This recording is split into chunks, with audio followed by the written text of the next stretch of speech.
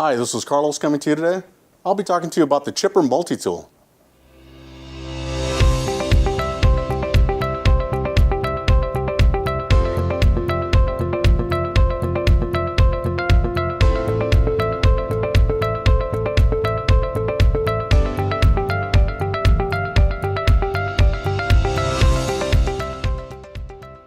So talk about your multi-tools.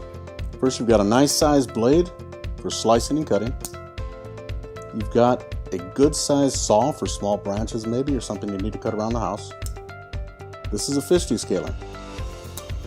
You've got a pair of scissors in here that collapse just nice but have a nice edge on both sides. Lastly, you have a bottle opener with a can opener feature. Okay, so we move on to the second side for some smaller tools.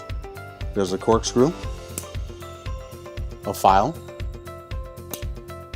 you've got a ram on this side, and you end up with a small screwdriver, Phillips, for those little jobs you have around the house. They all fold down right into the handle, compact, ready to go.